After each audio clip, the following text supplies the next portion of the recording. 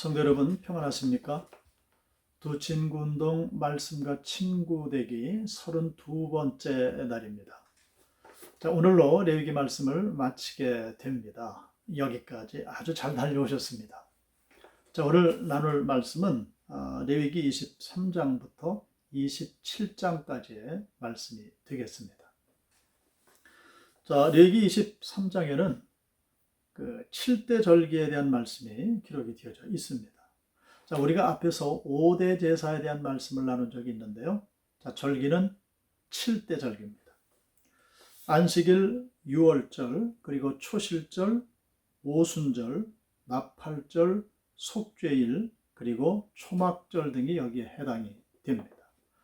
자, 이 절기들을 간략하게 요약을 하면 이렇습니다.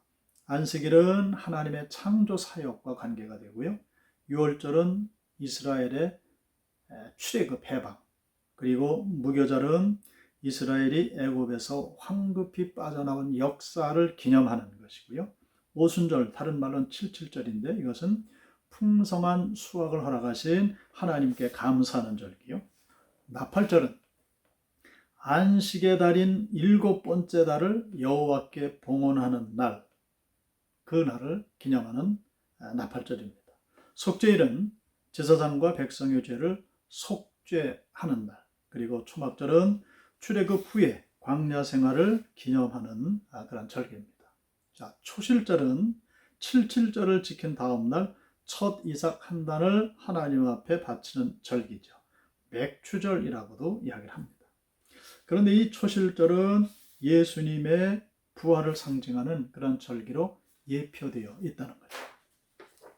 자, 24장을 넘어가게 되면 바로 앞장인 23장에서 7대 절기들에 관한 규례를 언급한 후에 여기서 특별히 순금 등잔불, 진설병 떡상을 관리하는 규례를 설명을 합니다. 자, 이것은 하나님과의 관계를 항상 최우선시해야 한다는 것을 말씀하시는 그런 규례가 되는 거죠. 그 24장은 보면 4가지 규례를 요약적으로 말씀을 하세요. 그 첫 번째는 그 등잔불에 대한 규례, 두 번째는 진설병 그 떡에 관한 규례, 세 번째는 여호와 이름을 모독하는 불경죄에 대한 규례, 그리고 네 번째는 가해자에게 동일한 피해를 가하는 동해 보복법이 기록이 되어져 있습니다. 25장을 넘어가게 되면 안식년과 희년에 대한 규례가 기록이 되어져 있습니다. 1절로 7절에서 안식년에 관한 규례가 있고요. 그리고 8절로 55절에서는 희년에 대한 규례가 기록이 되어져 있습니다.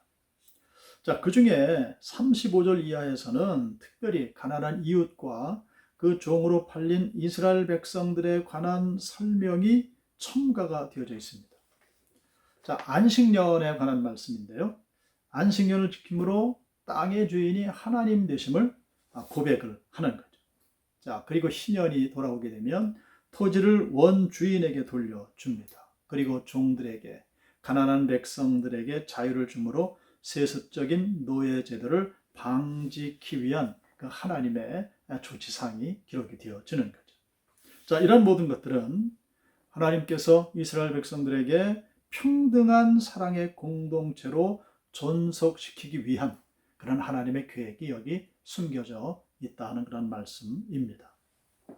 자, 26장을 넘어가게 되면 자, 모든 명령에 대한 대결론이다, 그렇게 말을 합니다. 모든 명령의 대결론의 장으로 26장인데요. 여기서는 크게 순종에 따르는 축복과 불순종에 따르는 저주를 제시를 이제 하십니다.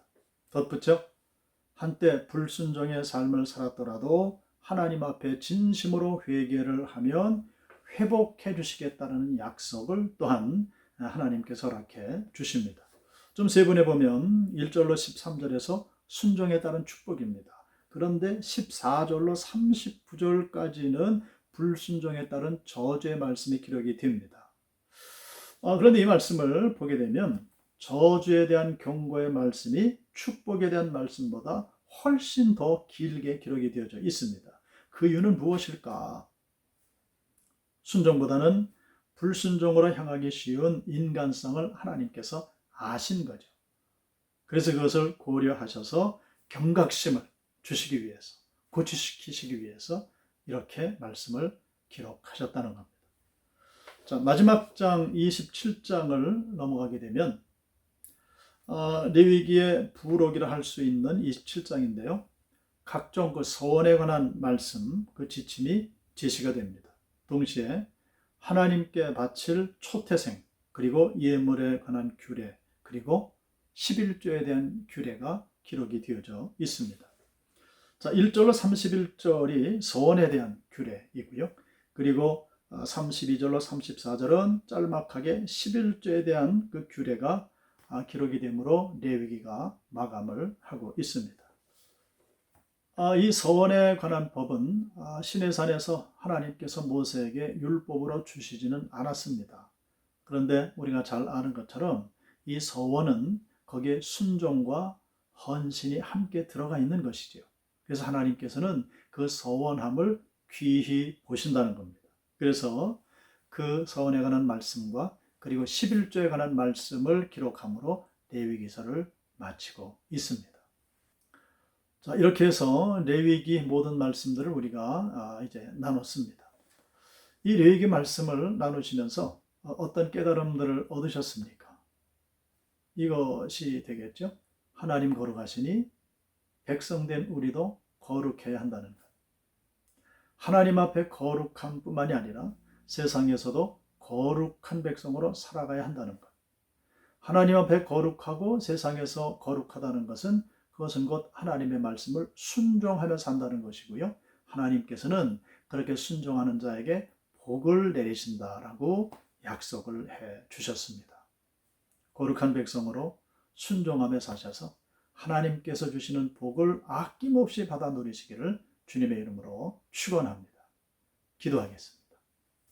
복의 근원이 되시는 아버지 하나님, 하나님의 택한 백성인 우리가 세상 사람들의 방식에 따라 복을 취하려는 사람이 되지 않게 하시고 주신 말씀처럼 거룩한 삶을 살아내므로 말씀에 순종하는 자로 하나님 기뻐하시며 책임져 주시고 복의 복을 더하시는 우리의 삶이 되게 하여 주시옵소서. 예수 그리스도의 이름으로 기도드리옵나이다. 아멘.